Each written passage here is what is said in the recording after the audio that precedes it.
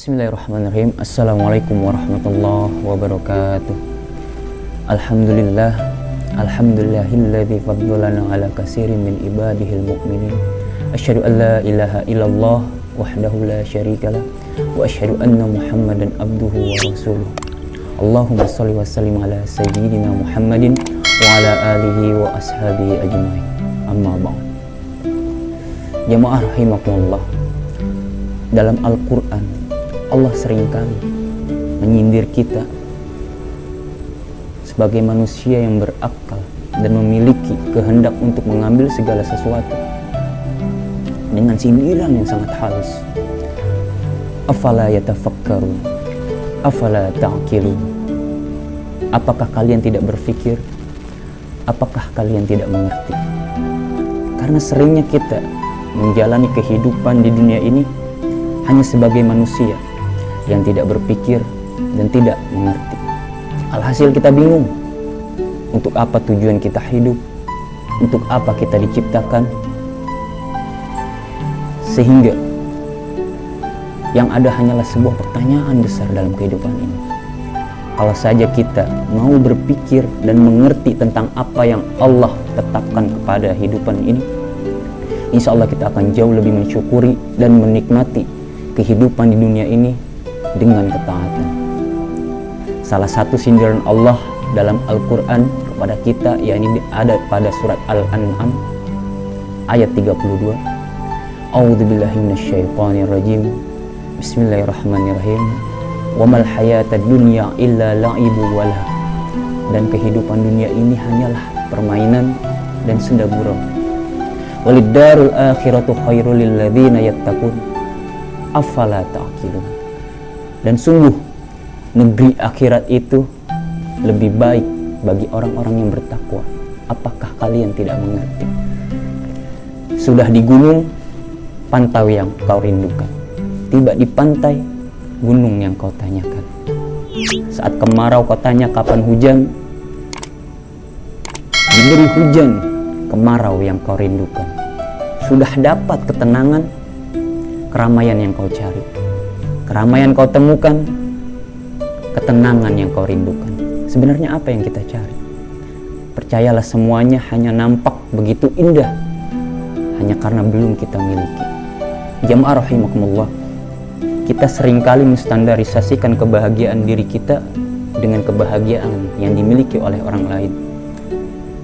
Ketika seseorang mendapat kebahagiaan yang belum pernah kita rasakan, yang terbesit hanya sebuah iri, sebuah dengki. Kita luput bahwasanya Allah menjamin atas apa yang telah Ia ciptakan, semuanya memiliki porsi untuk memiliki rezeki. Kita luput, bahkan mencengangkannya, kita merasa kurang dan merasa miskin diri ini tentang apa yang telah Allah sematkan kepada kita. Kita tahu bahwasanya Allah menciptakan segala sesuatunya penuh dengan berpasang-pasangan untuk menunjukkan eksistensinya bahwasanya Allah lah yang ahad, Allah lah yang tunggal. Maka dari itu Allah seringkali menciptakan kehidupan dunia ini penuh dengan berpasang-pasangan. Kita tahu bahwasanya Allah menciptakan tertawa dan menangis. Allah menjadikan kematian dan kehidupan. Allah menciptakan pasangan laki-laki dan pasangan perempuan. Dan Allah menciptakan kekayaan. Apakah benar dengan kemiskinan? Allah berfirman dalam surat An-Najm ayat 43 sampai 45 tersambung ke ayat 48. A'udzubillahi minasyaitonirrajim.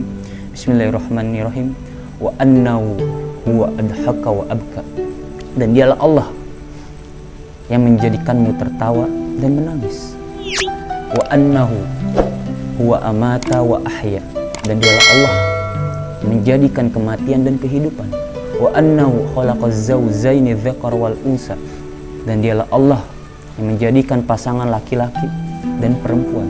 Tersambung ke ayat 48. Wa annahu huwa aghna wa aqna. Dan dialah Allah yang memberikanmu kekayaan dan kecukupan. Jadi Allah tidak pernah menciptakan kemiskinan pada diri seseorang. Karena miskin sejatinya bukanlah suatu keadaan, melainkan sebuah rasa yang dirasakan oleh manusia. Dalam Wikipedia, kata miskin berartikan ketika seseorang tidak mampu memenuhi kebutuhan dasar yang ada pada dirinya.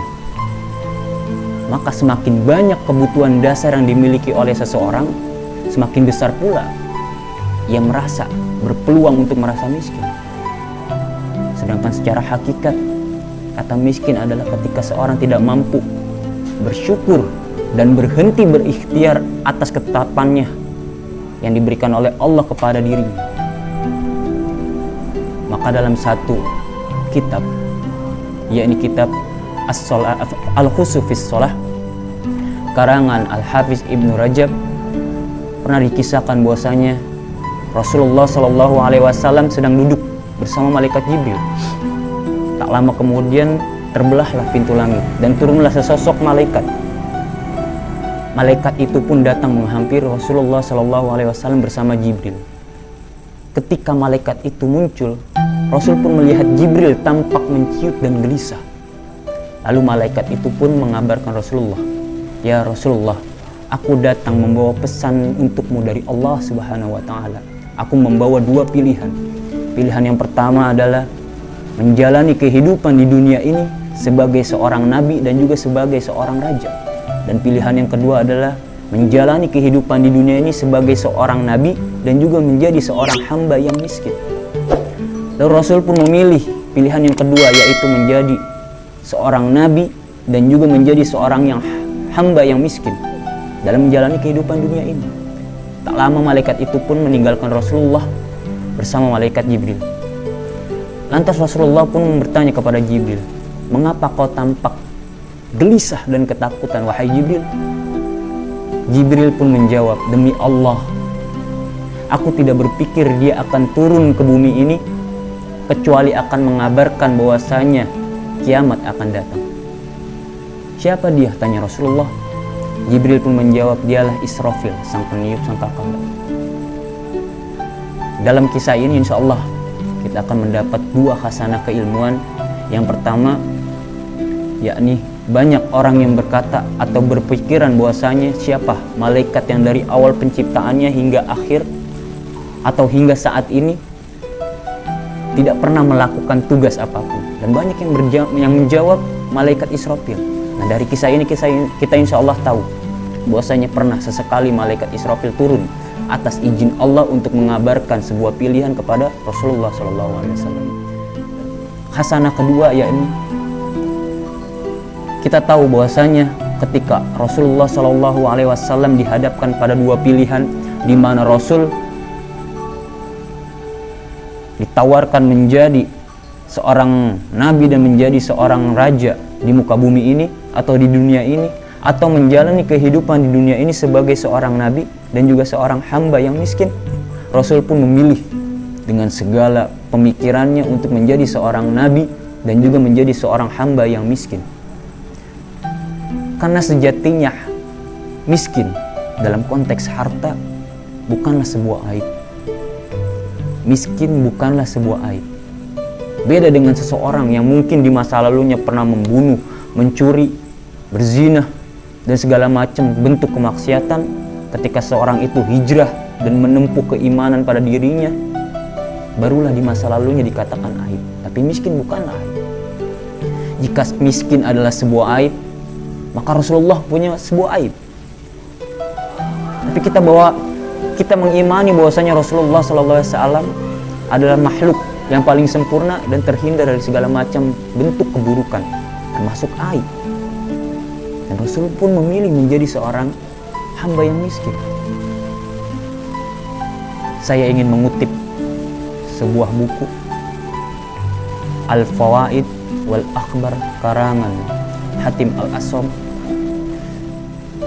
Beliau menuliskan dalam kutipannya, "Janganlah sekali-kali kalian takut akan kemiskinan, karena Allah Ta'ala menakut-nakuti kalian dengan api neraka dan tidak menakut-nakuti kalian dengan kemiskinan."